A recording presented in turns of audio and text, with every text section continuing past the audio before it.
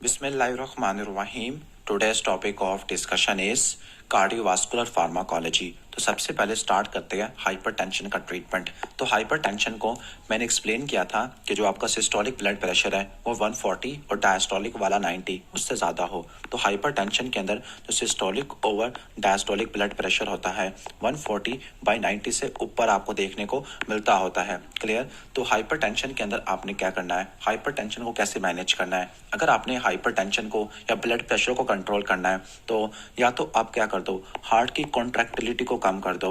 Okay. जब heart की contractility कम होगी तो कार्डिक आउटपुट कम होगी। जब कार्डिक आउटपुट कम होगी तो ब्लड प्रेशर भी कम हो जाएगा। ओके। दूसरा बेसिक मैकेनिज्म है, आप आफ्टर लोड को कम कर दो। आफ्टर लोड क्या होता है, आपका टीपीआर टोटल पेरिफेरल रेजिस्टेंस होती है। अब टीपीआर को कैसे कम करोगे या आप आफ्टर लोड को कैसे कम करोगे, आप वेजोडायलेशन कराओगे। जब वेजोडायलेशन कराओगे टीपीआर कम हो जाएगा, जिसकी वजह से ब्लड प्रेशर भी आपका क्या हो जाएगा, कम हो जाएगा। ओके, ठीक हो गया। तो ये दो बेसिक मैकेनिज्म आपने रट्टा मारने हैं। इसके अलावा आप क्या करो, आप प्री लोड को कम कर दो। जो प्री लोड होता है, जब प्री लोड कम होगा एंड डायस्टोलिक वॉल्यूम कम होगा, कॉन्ट्रैक्टिलिटी कम होती है, और कॉन्ट्रैक्टिलिटी कम होती है कार्डिक आउटपुट कम होता है और ब्लड प्रेशर भी क्या हो जाता है, कम हो जाता है। तो ये बेसिक मैकेनिज्म मैंने आपको बता दिया है कि जो ड्रग ऐसे काम करती है। ओके। तो कौन सी ड्रग प्री लोड को कम कर देती है, ओके, तो वो ड्रग कौन सी होती है, जो सोडियम और वाटर की रिटेंशन को इनहिबिट कर देती है। उसके अंदर आपका एंजियोटेंसिन कन्वर्टिंग एंजाइम और आपके एआरबीस आ जाते हैं। ओके, ठीक हो गया। एंजियोटेंसिन रिसेप्टर ब्लॉकर और angiotensin converting enzyme, ACE inhibitor या एआरबीस, वो इस मैकेनिज्म के जरिए काम करते हैं। इसके अलावा जो डायूरेटिक्स होती है वो भी प्री लोड को कम कर देती है। कौन सी डायूरेटिक, लूप डायूरेटिक और thiazide diuretic. Okay, loop diuretic और थायजाइड डायूरेटिक, तो ये आ जाएगा। इसके बाद आपने कॉन्ट्रैक्टिलिटी को कम करना है। कॉन्ट्रैक्टिलिटी को कम करने के लिए आप क्या इस्तेमाल करोगे, आप बीटा ब्लॉकर इस्तेमाल करोगे, बीटा ब्लॉकर या calcium channel blocker. Clear. Beta blocker या फिर आप क्या इस्तेमाल करोगे, calcium channel blocker, beta blocker और सीसीबी। इसके बाद अगर आपने आफ्टर लोड को कम करना है तो आप क्या इस्तेमाल करोगे, आप वेजो डायलेटर और वीनो डायलेटर इस्तेमाल करोगे। अब वेजो डायलेटर में कौन सी एग्जांपल होती है, वेजो डायलेटर में आप हाइड्रोलिजीन, नाइट्रेट्स वगैरह ये आप इस्तेमाल करते होते हैं। क्लियर। तो ऑलमोस्ट ये हो जाएगा आपका। उम्मीद है कि समझ आ गया होगा। ये हाइपरटेंशन का ट्रीटमेंट होता है। अब हाइपरटेंशन की आपको डिफरेंट कैटेगरीज बताई थी कि हाइपरटेंशन प्राइमरी हाइपरटेंशन होती है जिसको इडियोपैथिक या इसेंशियल हाइपरटेंशन कहते हैं, और कुछ होती है सेकेंडरी हाइपरटेंशन होती है। तो सबसे पहले देख लेते हैं प्राइमरी हाइपरटेंशन या इसेंशियल हाइपरटेंशन, जो कि 90% केसेस में देखने को मिलती है, और इसका काज क्या होता है, इडियोपैथिक होता है। इसका काज क्या होता है, इडियोपैथिक आपको देखने को मिलता होता है। अब इसमें प्राइमरी हाइपरटेंशन में आप क्या क्या इस्तेमाल करते हैं, अब इसमें आपने रट्टा मारना है। इसका मैं आपको फ्लो चार्ट बना देता हूँ। ओके, सबसे पहले आपने देखना है पेशेंट की एज को देखना है। ओके, एक पेशेंट आपके पास आया है जिसका ब्लड प्रेशर 140/90 है, 140/90 से ऊपर है। आपने क्या देखना है, उसकी एज देखनी है। एज 55 से ऊपर है या 55 से नीचे है। ओके, अगर 55 से नीचे है तो आपने सबसे पहले जो ड्रग इस्तेमाल करनी है वो एस इनहिबिटर या एआरबीस होती है। ओके, लेकिन अगर उसकी एज, कहने का मतलब है कि 55 साल से ऊपर है, तो आपने क्या इस्तेमाल करनी है, कैल्शियम चैनल ब्लॉकर इस्तेमाल करनी है। फिर उसके बाद सेकंड स्टेप पे आपने क्या करना है, सेकंड स्टेप में आपने रेसिप्रोकल ड्रग ऐड करनी है। फॉर एग्जांपल अगर 55 साल का था और आपने एस इनहिबिटर स्टार्ट किया है और इससे कंट्रोल नहीं हो रहा, फिर आपने सीसीबी स्टार्ट करनी है, कैल्शियम चैनल ब्लॉकर। लेकिन अगर 55 साल से ऊपर था, आपने कैल्शियम चैनल ब्लॉकर इस्तेमाल की थी लेकिन उससे कंट्रोल नहीं हुआ, तो आपने एस इनहिबिटर इस्तेमाल करनी है या एआरबी इस्तेमाल करनी है। क्लियर। तो ये आ जाएगा। इसके बाद अगर फिर भी ब्लड प्रेशर कंट्रोल नहीं हुआ तो तीसरे स्टेप पे आपने क्या ऐड करना है, थायोजाइड डायूरेटिक ऐड करनी है। दोनों जगह पे आपने थायोजाइड डायूरेटिक ऐड करनी है। ओके, अगर फिर भी हमारा ब्लड प्रेशर कंट्रोल नहीं होता तो उसको बोलते हैं रेजिस्टेंट हाइपरटेंशन। तो रेजिस्टेंट हाइपरटेंशन में फिर आपने कैसे मैनेज करना है, रेजिस्टेंट हाइपरटेंशन के अंदर फिर आपने ऐसी ड्रग देनी है जो कंबाइन अल्फा और बीटा ब्लॉकर, अल्फा रिसेप्टर को भी ब्लॉक करती है और बीटा रिसेप्टर को भी ब्लॉक करती है। वो कौन सी ड्रग होती है, वो आपकी लेबिटोलोल होती है, वो आपकी कैरविडोलोल होती है, कैरविडोलोल होती है। क्लियर। तो ये आ जाएगा बेसिक मैकेनिज्म। ओके, तो हाइपरटेंशन में क्या कौन कौन से ड्रग इस्तेमाल करते हैं? थायराइड डायूरेटिक इस्तेमाल करते हैं, और थायराइड डायूरेटिक क्या करती है? सोडियम क्लोराइड को ट्रांसपोर्टर को इनहिबिट कर देती है अर्ली डिस्टल ट्यूब्यूल से, जिसकी वजह से प्रीलोड कम हो जाएगा। एस इनहिबिटर क्या करती है? एंजियोटेंसिन कन्वर्टिंग एंजाइम को इनहिबिट कर देती है। ओके, जो कि क्या करता है? एंजियोटेंसिन 1 को एंजियोटेंसिन 2 में कन्वर्ट करता है। इसके बाद जो एंजियोटेंसिन रिसेप्टर ब्लॉकर है वो एंजियोटेंसिन के एक्शन को एंटागोनाइज कर देती है। और डाईहाइड्रोपेरिडीन कैल्शियम चैनल ब्लॉकर, जो कैल्शियम चैनल ब्लॉकर होते हैं वो दो तरह के होते हैं। Let me right, calcium channel blocker जो होते हैं ओके वो दो कैटेगरी के होते हैं। एक होती है डीहाइड्रोपेरिडीन और दूसरा होते हैं नॉन डीहाइड्रोपेरिडीन। डीहाइड्रोपेरिडीन और दूसरे होते हैं नॉन डीहाइड्रोपेरिडीन। जो नॉन डीहाइड्रोपेरिडीन होते हैं, क्लियर, नॉन डीहाइड्रोपेरिडीन ओके, उसमें एग्जाम्पल कौन सी आती है? जो नॉन डीहाइड्रोपेरिडीन होती है वो मेनली हार्ट पे जाके काम करते हैं। जो डीहाइड्रोपेरिडीन होती है वो मेनली वेसल्स पे जाके काम करते हैं। अब इसमें एग्जाम्पल कौन सी होती है? डीहाइड्रोपेरिडीन के अंदर जो एग्जाम्पल होती है वो आपकी आती है निफेडिपिन आ जाती है ओके, निफेडिपिन ओके, निमोडिपिन ये आ जाती है। और जो हार्ट पे काम करती है वो वेरापेमिल आती है और डिल्टियाजिम आती है। वेरापेमिल और डिल्टियाजिम ये आ जाती होती है, क्लियर। इसके बाद चलते हैं हाइपरटेंशन विद हार्ट फेलियर। अगर बंदे को हाइपरटेंशन है और साथ में हार्ट भी फेल हो गया है ओके, तो आपने कौन सी ड्रग देनी होती है? ओके, तो सेम ड्रग की तरतीब बनेगी, डायूरेटिक्स आपने इस्तेमाल करनी है। लेकिन डायूरेटिक कौन से इस्तेमाल करोगे? अब उसको हार्ट फेलियर भी है तो आपने उसका एक्स्ट्रा वाटर है उसको भी रिमूव करना है। तो इस केस में जो डायूरेटिक इस्तेमाल करोगे वो लूप डायूरेटिक होती है। सबसे पहले लूप डायूरेटिक इस्तेमाल करोगे ताकि उसका पल्मोनरी एडिमा ठीक हो जाए। फिर आपने आफ्टर लोड को कम करने के लिए और प्री लोड दोनों को कम करने के लिए आपने एस इनहिबिटर देनी होती है। अब जो एस इनहिबिटर क्या करती होती है? एस इनहिबिटर एल्डोस्टेरोन की प्रोडक्शन को कम कर देती है। जब एल्डोस्टेरोन नहीं होगा तो सोडियम और वाटर की रिटेंशन नहीं हो पाएगी। जब सोडियम और वाटर की रिटेंशन नहीं हो पाएगी तो प्री लोड कम हो जाएगा। इसके अलावा जो एस इनहिबिटर होती है ये एंजियोटेंसिन 2 के लेवल को भी क्या कर देती है? कम कर देती है। जब एंजियोटेंसिन 2 नहीं होगा तो वो वेजो कंस्ट्रक्शन कराता था, अब वो वेजो कंस्ट्रक्शन नहीं करा पाएगा तो आफ्टर लोड भी कम हो जाएगा आपका, क्लियर। इसके अलावा जो बीटा ब्लॉकर होती है वो भी आप इस्तेमाल करते हो। बस यहाँ पे पॉइंट लिखा हुआ है कि जो बीटा ब्लॉकर होती है वो कौन से हार्ट फेलियर में आपने इस्तेमाल करनी है? कंपनसेटेड हार्ट फेलियर में, मतलब हार्ट जिसमें भी कॉन्ट्रैक्ट कर रहा है, कंपनसेशन आई है। अगर डीकंपनसेटेड हार्ट फेलियर है, हार्ट और ज्यादा फेल हो गया है ओके, मतलब कॉन्ट्रैक्टिलिटी नहीं कर रहा, आपने बीटा ब्लॉकर दे के मजीद हार्ट को फेल करा दिया। और एल्डोस्टेरोन एंटागोनिस्ट जिसमें स्पाइरिनोलैक्टोन होती है, स्पाइरिनोलैक्टोन और एपिलेरोन आ जाती है, स्पाइरिनोलैक्टोन और एपिलेरोन आ जाती है। और इन ड्रग का क्या साइड इफेक्ट होता है? ये पोटेशियम स्पेयरिंग डायूरेटिक होती है ओके, तो ये गायनिकोमास्टिया और हाइपरकलीमिया करवा देती है ओके, तो यहाँ पे इस्तेमाल करते हैं। वही आपको बताया था कि अगर पेशेंट को डीकंपनसेटेड हार्ट फेलियर हो, डीकंपनसेटेड हार्ट फेलियर का मतलब है कि वो हार्ट कंपनसेट नहीं हो पा रहा सिंपैथेटिक स्टिमुलेशन से या रेनिन एंजियोटेंसिन अल्डोस्टेरोन सिस्टम से, तो बीटा ब्लॉकर आपने कभी भी डीकंपनसेटेड हार्ट फेलियर में इस्तेमाल नहीं करनी। इसके अलावा कार्डियोजेनिक शॉक में भी इस्तेमाल नहीं करनी, बिकॉज इन दोनों केस में ऑलरेडी हार्ट की कॉन्ट्रैक्टिलिटी बहुत ज़्यादा कम होती है। अगर आपने बीटा ब्लॉकर दिया तो बीटा ब्लॉकर देने की वजह से क्या होगा? कॉन्ट्रैक्टिलिटी मजीद डिक्रीज हो जाएगी, बंदा शॉक में चला जाएगा मजीद। और हार्ट फेलियर में जो आप ARBs होते हैं उसको आपने नेप्रिलाइसिन इनहिबिटर के साथ मिला के देना होता है। नेप्रिलाइसिन इनहिबिटर ओके, जिसको बोलते हैं सैकोबेट्रिल। क्या बोलते हैं उसको? सैकोबेट्रिल। तो सैकोबेट्रिल के साथ आपने इसको मिला के देना होता है ओके। और इस कॉम्बिनेशन को बोलते हैं ARNI ओके, आर्नी बोलते हैं, यानी AR से क्या होगा? आर्ब्स हो गया, और NI से क्या है? नेप्रिलाइसिन इनहिबिटर है, ठीक हो गया ओके। नेप्रिलाइसिन इनहिबिटर ये क्या करवाएगा? आपके वेसल्स को डायलेट वगैरह करा देगा। इसके बाद हाइपरटेंशन है और पेशेंट को डायबिटीज भी है, तब कौन सी ड्रग आपने स्टार्ट करनी है ओके। अगर पेशेंट को हाइपरटेंशन है और साथ डायबिटीज है, या पेशेंट को डायबिटिक नेफ्रोपैथी है ओके, यानी अगर पेशेंट को डायबिटीज है और डायबिटीज के साथ हाइपरटेंशन है या डायबिटिक नेफ्रोपैथी है, इन दोनों कंडीशन में जो ड्रग और चॉइस होती है वो एस इनहिबिटर होती है।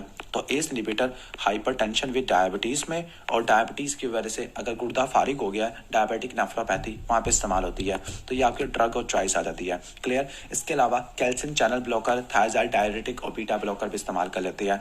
मेन एस इनहिबिटर ARB क्या करते हैं? डायबिटिक नेफ्रोपैथी के लिए इस्तेमाल होती है। कैसे? जो एस इनहिबिटर और ARBs होते हैं ये करते क्या है? ये एंजियोटेंसिन के लेवल को कम कर देते हैं। जब एंजियोटेंसिन 2 का लेवल कम होता है, एंजियोटेंसिन 2 करता क्या था? एंजियोटेंसिन 2 क्या करता था, इफरेंट आर्टरियोल की क्या करता था, ओके, इफरेंट आर्टरियोल की वेजो कंस्ट्रक्शन करता था। जब इफरेंट आर्टरियोल की वेजो कंस्ट्रक्शन होती थी तो जीएफआर बढ़ता था, लेकिन अब एंजियोटेंसिन 2 नहीं है तो इफरेंट आर्टरियोल की कंस्ट्रक्शन नहीं हो पाएगी, जीएफआर कम हो जाएगा और जो प्रोटीन की फिल्ट्रेशन है या प्रोटीन यूरिया है वो भी कम से कम हो पाएगा। क्लियर, ठीक हो गया। दैट इज वाई ये इस ऐसे इस्तेमाल होती है। और जो बीटा ब्लॉकर होती है, कहते हैं कि अगर आपने बीटा ब्लॉकर दिया तो वो हाइपोग्लाइसीमिक सिम्पटम को मास्क कर देती है डायबिटीज मेलाइटस में। ओके, कैसे, let me explain this. Okay, तो इस चीज़ को समझ लेते हैं। सपोज एक पेशेंट है डायबिटीज मेलाइटस वाला, ओके, डायबिटीज मेलाइटस वाला पेशेंट है, डायबिटीज वाला मेलाइटस वाला पेशेंट है, वो क्या इस्तेमाल करता है, वो इस्तेमाल करता है anti hypoglycaemic, okay, anti hypoglycaemic, okay, anti hypoglycaemic कौन सी होती है, okay, oral hypoglycaemic drug, okay, let me correct this. Okay, diabetes mellitus वाला पेशेंट क्या लेता है, ओरल हाइपोग्लाइसीमिक या इंसुलिन लेता है। अब वो ड्रग क्या करवाती है, ओके, अगर उन ड्रग ने ब्लड ग्लूकोज के लेवल को कम किया, ओके, तो उसको बोलते हैं हाइपोग्लाइसीमिया। और जब हमारी बॉडी में हाइपोग्लाइसीमिया होता है तो हमारी सिंपैथेटिक नर्वस सिस्टम की एक्टिवेशन बढ़ जाती होती है, ओके, और सिंपैथेटिक नर्वस सिस्टम की एक्टिविटी बढ़ती है तो हमें हाइपोग्लाइसीमिया के सिम्टम्स मिलते हैं। मतलब जब ग्लूकोज लेवल कम होता है तो सिंपैथेटिक नर्वस सिस्टम की एक्टिवेशन होती है और आपको टैकीकार्डिया देखने को मिलता है, टैकीकार्डिया, ओके, पाल्पिटेशन देखने को मिलती है, tachycardia, palpitation, sweating, okay, irritation, ये आपको देखने को मिलती है, यानी आपको ऑटोनॉमिक सिम्टम देखने को मिलती है। लेकिन अगर आपने क्या किया, अगर आपने बीटा ब्लॉकर इस्तेमाल किया तो जो बीटा ब्लॉकर क्या होती है वो आपके सिंपैथेटिक नर्वस सिस्टम को इनहिबिट कर देती है। जब सिंपैथेटिक नर्वस सिस्टम इनहिबिट होगा तो जो हाइपोग्लाइसीमिया के जो सिम्टम्स होते हैं वो आपको नहीं मिलेंगे। क्लियर, तो ये चीज़ आ जाती है। इसके बाद हम आ जाते हैं हाइपरटेंशन इन एस्थमा। ओके, अब एस्थमा में क्या होता है, एस्थमा के अंदर आपने बीटा ब्लॉकर कभी भी नहीं लेनी। ओके, क्योंकि जो एस्थमा होता है, एस्थमा वाले पेशेंट में क्या होता है, एस्थमा वाले पेशेंट में क्या होती है, ब्रोंको कंस्ट्रक्शन होती है। और एस्थमा वाले पेशेंट में आप क्या ले रहे होते हैं, बीटा 2 एगोनिस्ट ले रहे होते हैं। बीटा 2 एगोनिस्ट क्या करवाती है, बीटा 2 एगोनिस्ट में साल्ब्यूटामोल, एलबीटी रोल आता है, वो ब्रोंको डायलेशन कराती है। ओके, ब्रोंको डायलेशन कराती है। लेकिन अगर पेशेंट को हाइपरटेंशन भी है और हाइपरटेंशन में वो बीटा 2 ब्लॉकर ले रहा है, खास तौर पर जो रिस्पायरेटरी ट्री पर काम करती है, तो जो बीटा 2 ब्लॉकर है वो ब्रोंकोस्पैज्म करा देती है। जब ब्रोंकोस्पैज्म करा देती है, okay, sorry for that,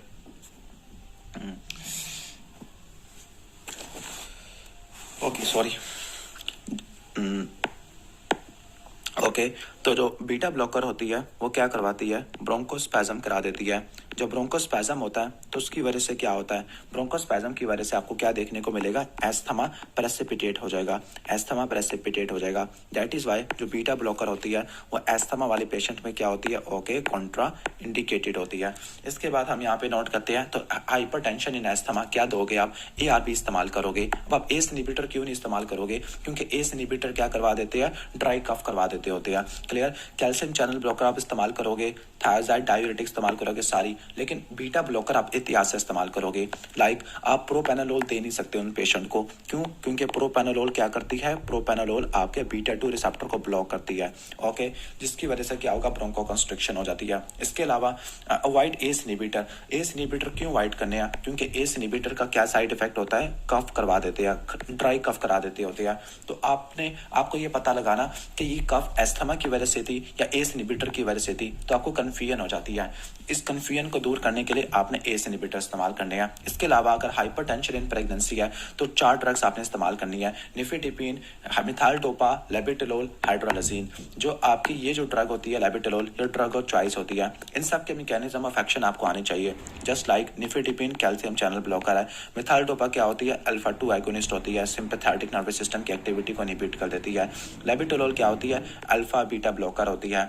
okay, hydralazine क्या होती है, हाइड्रोलाजीन आपकी वेजो डायलेटर होती है। ओके, ठीक हो गया, ऑलमोस्ट ये पॉइंट हो जाएगा।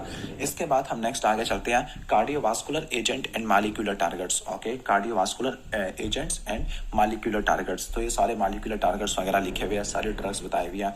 Okay, let's summarize this. तो सबसे पहले स्टार्ट करते हैं कैल्शियम चैनल ब्लॉकर से। तो जो कैल्शियम चैनल ब्लॉकर होती है उसकी 2 कैटेगरी बताई थी, नॉन डिहाइड्रोपेरिडीन और डिहाइड्रोपेराडीन। जो डिहाइड्रोपेराडीन होती है ये आपकी कहाँ पे जाके काम करती है, वैसल्स पे जाके काम करती है। वैसल्स के ऊपर जो स्मूथ मसल होती है उनकी रिलैक्सेशन करा देती है, जिसकी वजह से क्या होगा, वेजोडायलेशन होगी। वेजोडायलेशन की वजह से टीपीआर कम हो जाएगा, टीपीआर कम हो जाएगा, ब्लड प्रेशर कम हो जाएगा, ब्लड प्रेशर कम होगा, रिफ्लेक्स बैरोरिसेप्टर स्टिमुलेट होंगे। जो रिफ्लेक्स बैरोरिसेप्टर होते हैं वो क्या करवाएंगे, ओके, सिंपैथेटिक नर्वस सिस्टम की एक्टिविटी को बढ़ा देंगे, जिसकी वजह से क्या होता है, आपको रिफ्लेक्स टैकीकार्डिया देखने को मिलता होता है। क्लियर? तो ये ड्रग का ये साइड इफेक्ट होता है। क्लियर? इसके बाद इसके एग्जाम्पल कौन कौन सी होती है? इसके एग्जाम्पल में amlodipine, okay, clevidipine, nicardipine, nifedipine, nimodipine है। निफिडिपिन की खास बात क्या है, निफिडिपिन ये आपके प्री क्लैम्शिया में इस्तेमाल होती है, मतलब प्रेगनेंसी इंड्यूस हाइपरटेंशन में। जो निफिडिपिन होती है ये आपके प्री टर्म लेबर में भी इस्तेमाल होती है, और जो निमोडिपिन होती है ये सब रेक्नोइड हैमरेज में इस्तेमाल होती है, सब रेक्नोइड हैमरेज में इस्तेमाल होती है। तो ये निमोडिपिन की सिग्निफिकेंस आ जाती है। इसके बाद नेक्स्ट हमारा आ जाएगा, नेक्स्ट है हमारी जो डिहाइड्रोपेराडीन वाली, डिहाइड्रोपेराडीन कैल्शियम चैनल ब्लॉकर। यहाँ पे कहाँ बना हुआ है, डिहाइड्रोपेराडीन जो कि कैल्शियम चैनल को ब्लॉक कर देती है। यहाँ पे बना हुआ नहीं है, लेकिन उसमें वेरापेमिल और डिल्टियाजिम आ जाती है, वेरापेमिल और डिल्टियाजिम आ जाती होती है, जो कि हार्ट पे काम करती है। और जो वेरापेमिल और डिल्टियाजिम होती है हार्ट को इनहिबिट कर देती है, हार्ट के कैल्शियम चैनल को इनहिबिट कर देती है, जिसकी वजह से क्या होगा, जिसकी वजह से आपको ब्रेडिकार्डिया देखने को मिलेगा। यानी जो आपका वेरापेमिल और डिल्टियाजिम होती है ये हार्ट के ऊपर कैल्शियम चैनल को ब्लॉक कर देती है, जिसकी वजह से क्या होगा, जिसकी वजह से ब्रेडिकार्डिया हो जाएगा और आपको कॉन्ट्रैक्टिलिटी कम देखने को मिलती है। तो ये बेसिक कॉन्सेप्ट हो गया। इसके अलावा हम यहाँ पर आ जाते हैं जी प्रोटीन कपल रिसेप्टर पर, GS और GI। जो जी प्रोटीन कपल रिसेप्टर है उसको स्टिमुलेट करने वाली एपिनेफ्रिन है, एपिनेफ्रिन बीटा-2 रिसेप्टर के जरिए काम करती है, जी प्रोटीन पे काम करती है। प्रोस्टाग्लैंडिन्स है, प्रोस्टासाइक्लिन है, फिनोल्टिपाम है, फिनोल्टिपाम D1 रिसेप्टर पे काम करती है, डोपामिन एगोनिस्ट होती है, और एडिनोसिन होती है। जो GS एगोनिस्ट होती है, जी प्रोटीन कपल रिसेप्टर को स्टिमुलेट करते हैं, साइक्लिक EMP के लेवल को बढ़ा देते हैं। तो साइक्लिक EMP लेवल ज्यादा होता है तो वह प्रोटीन काइनेज A के फॉस्फोरिलेशन करा देता है। ठीक हो गया, ओके।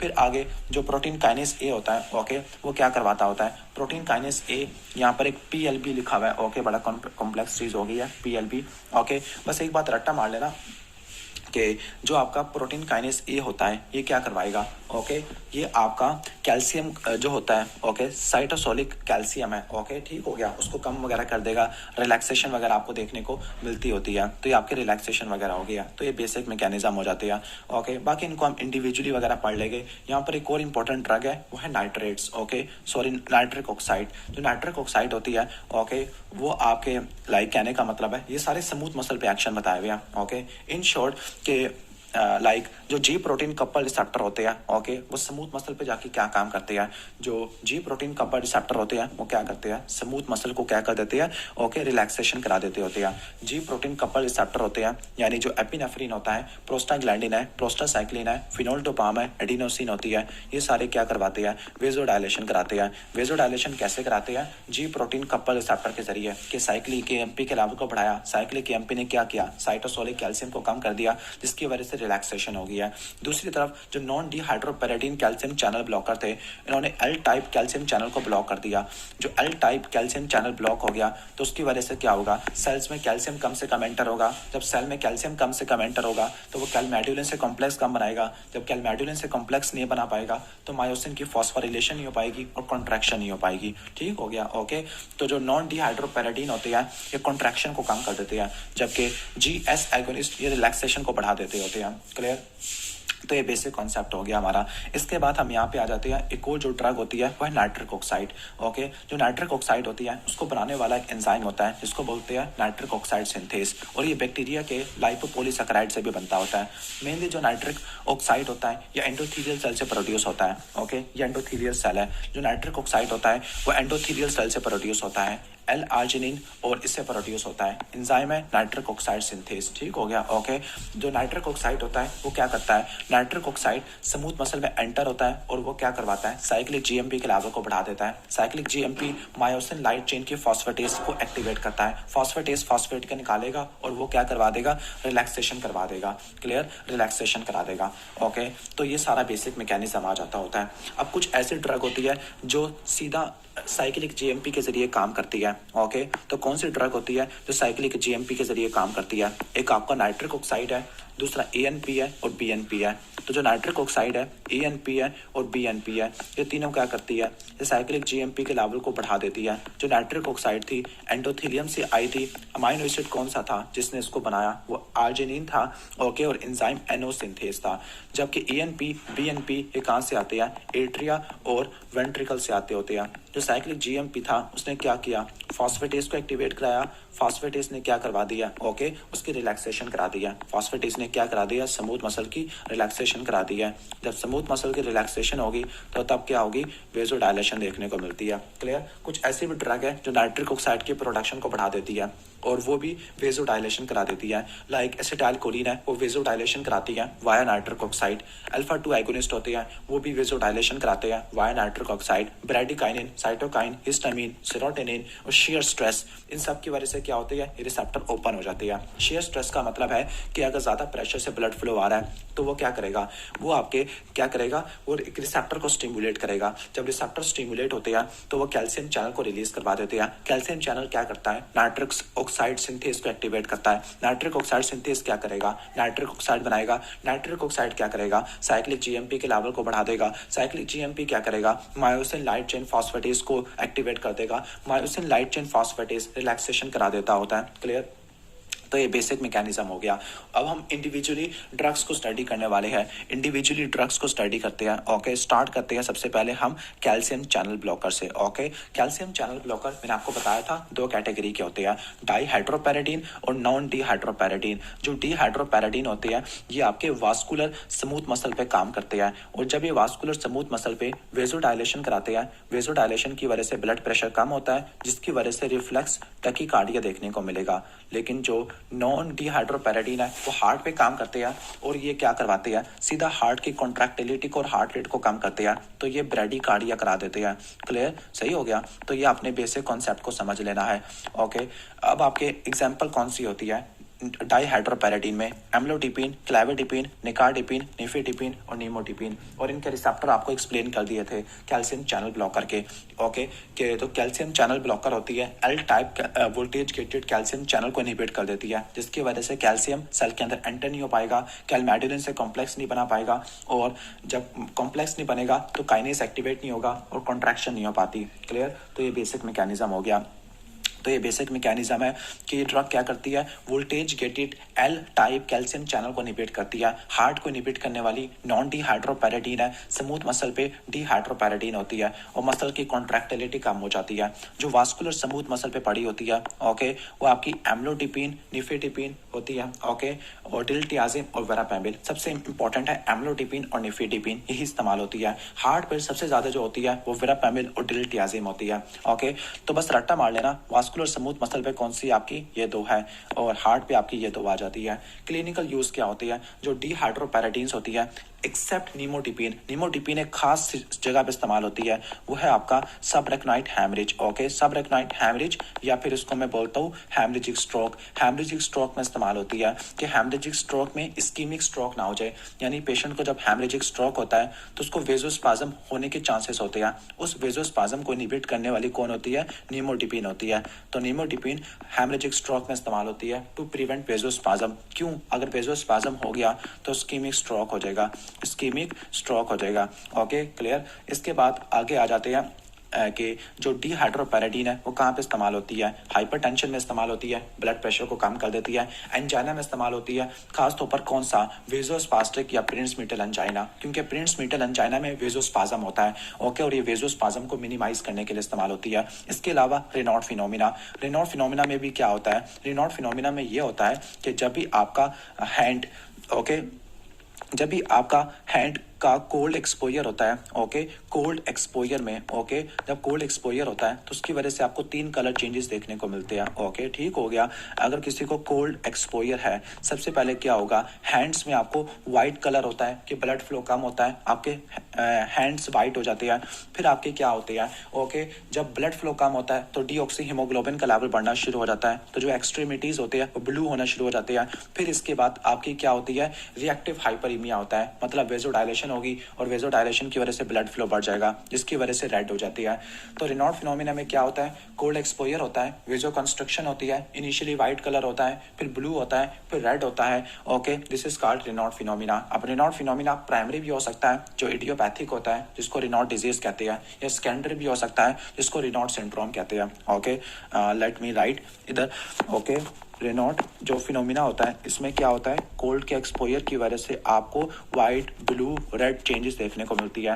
अगर ये प्राइमरी हो तो प्राइमरी वाले को इडियोपैथी कहते हैं, यानी प्राइमरी वाले का काज नहीं पता होता। और जो प्राइमरी रेनॉल्ड फिनोमिना है इसको बोलते हैं हम Raynaud disease. Okay, Raynaud disease. लेकिन जो सेकेंडरी वाला होता है वो एक पार्टिकुलर डिजीज की वजह से होता है, लाइक एसएलई की वजह से होता है, सिस्टेमिक स्क्लेरोसिस की वजह से देखने को मिलता है, और इसको बोलते हैं हम रेनॉल्ड सिंड्रोम, यानी किसी और सिंड्रोम की वजह से आपको देखने को मिलता होता है। ओके, जो डाइहाइड्रोपैराडीन्स होती है वो क्या करती है, आर्टरीज को डायलेट कर देती होती है। जो निमोटिपिन होती है सबरेक्नोइड हैमरेज में इस्तेमाल होती है टू प्रिवेंट सेरिब्रल वेजोस्पाज्म। जो निकार्डिपिन और क्लेविडिपिन होती है ये हाइपरटेंसिव इमरजेंसी या अर्जेंसी में इस्तेमाल होती है। ओके, अर्जेंसी का क्या मतलब है कि बहुत ज्यादा ब्लड प्रेशर है लेकिन टारगेट ऑर्गन डैमेज या एंड ऑर्गन डैमेज नहीं है। इमरजेंसी के अंदर क्या होता है, आपकी एंड ऑर्गन डैमेज होती है, मतलब आपको एनसेफेलोपैथी मिलती है, स्ट्रोक मिलता है, एमआई मिलता है, एंजाइना मिलता है, एओर्टिक डाइसेक्शन मिलता है, गैंग्रीन मिलता है, रेटिनोपैथी देखने को मिलती है, नेफ्रोपैथी देखने को मिलती है। क्लियर। जो नॉन डिहाइड्रोपैराडीन है वो भी हाइपरटेंशन में, एंजाइना में इस्तेमाल होती है। इसके अलावा वर्पेमिल डिल्टियाजिम एट्रियल फिब्रिलेशन में इस्तेमाल होती है। एट्रियल फिब्रिलेशन में क्या होता है, एट्रिया के अंदर एक्टोपिक फोकाई होते हैं। एक्टोपिक फोकाई क्या करती है, ओके, एट्रिया में एक्टोपिक फोकाई होते हैं जो बहुत ज्यादा डिस्चार्ज करते हैं। ओके, तो आपने क्या करना है, उसके रेट को कंट्रोल करना है। ओके, तो उसके रेट को कंट्रोल करने के लिए कि कहीं ये एट्रियल का जो रेट है वो वेंट्रिकल के पास ना चला जाए, तो उसको रेट को कंट्रोल करने के लिए आपने क्या देने होते हैं, ओके, वर्पेमिल डिल्टियाजिम आपने इस्तेमाल करना होता है। अब इनके क्या साइड इफेक्ट होते हैं, most important is gingival hyperplasia, ये सब में कॉमन है, चाहे वो डाइहाइड्रोपैराडीन हो या नॉन डिहाइड्रोपैराडीन हो। अब डिहाइड्रोपैराडीन के क्या स्पेसिफिक साइड इफेक्ट होते हैं, जो डिहाइड्रोपैराडीन है इसमें रट्टा मार लेना, ये वेजोडायलेशन कराती है वेसल्स की, तो एडीमा हो जाता है, फ्लशिंग और डिजीनेस हो जाती है कि ब्लड प्रेशर कम होता है। ओके, जिसकी वजह से ब्रेन की तरफ ब्लड फ्लो कम हो जाता है। नॉन डिहाइड्रोपैराडीन हार्ट को डिप्रेस कर देती है। ओके, जिसकी वजह से हार्ट रेट कम होगा, कॉन्ट्रैक्टिलिटी कम होती है, एवी ब्लॉक करवा देती होती है फर्स्ट डिग्री या सेकंड डिग्री या थर्ड डिग्री, या हाइपर प्रोलैक्टिनीमिया करा देती है। ओके, यानी प्रोलैक्टिन के लेवल को बढ़ा देती होती है, खासतौर पर वर्पेमिल। और जब प्रोलैक्टिन का लेवल बढ़ेगा तो फीमेल को क्या होगा, एमेनोरिया, ओके, एमेनोरिया, गैलेक्टोरिया और इनफर्टिलिटी होती है। और मेल को क्या होगा, इरेक्टाइल डिसफंक्शन। ओके, तो ये आपको हाइपर प्रोलैक्टिनीमिया में देखने को मिलता है। इसके अलावा क्या होगा, जीआईटी के स्मूथ मसल इनहिबिट हो जाएंगे तो कॉन्स्टिपेशन देखने को मिलती है। क्लियर, उम्मीद है कि समझ आ गया होगा। इसके बाद है हाइड्रोलेजिन। जो हाइड्रोलेजिन है, अगर आप इस डायग्राम में देखोगे हाइड्रोलेजिन को यहाँ पर ऐड करना चाहिए था। ओके, हाइड्रोलेजिन। ओके, जो हाइड्रोलेजिन होती है, ओके, वो कैसे काम करती होती है, बल्कि यहाँ पर कहीं ना कहीं ऐड करना चाहिए था, चलो छोड़ो। हाइड्रोलेजिन क्या करती है, वो साइक्लिक जीएमपी के लेवल को बढ़ा देती होती है। तो साइक्लिक जीएमपी क्या करवाता है, ऑलरेडी डिस्क्राइब कर चुका हूँ, स्मूथ मसल की रिलैक्सेशन करा देता होता है, स्मूथ मसल की रिलैक्सेशन करा देता होता है। जो हाइड्रोलेजिन होती है, रट्टा मार लेना, हाइड्रोलेजिन आर्टरियोल्स को डायलेट करती है। जो नाइट्रेट्स होती है वो वेन्स को डायलेट करती है। जब आर्टरियोल्स को डायलेट करेगी तो क्या होगा, टीपीआर कम होगा। जब टीपीआर कम होगा, टोटल पेरिफेरल रेजिस्टेंस कम होती है, तो आफ्टर लोड कम हो जाता होता है। दैट इज वाई ये सीवियर हाइपरटेंशन में इस्तेमाल करती है, बहुत जल्दी काम करती है। एक्यूट हाइपरटेंशन में इस्तेमाल करते हैं। इसके अलावा हार्ट फेल्योर में इस्तेमाल करते हैं, लेकिन हार्ट फेल्योर में आपने नाइट्रेट्स के साथ मिला के देना होगा। ठीक हो गया, हार्ट फेल्योर में आपने हाइड्रोलेजिन और नाइट्रेट को मिला के देना होगा। ओके, कैसे, जो हाइड्रोलेजिन होती है वो क्या करेगी, हाइड्रोलेजिन क्या करेगी, आर्टरियोल्स की वेजोडायलेशन कराएगी।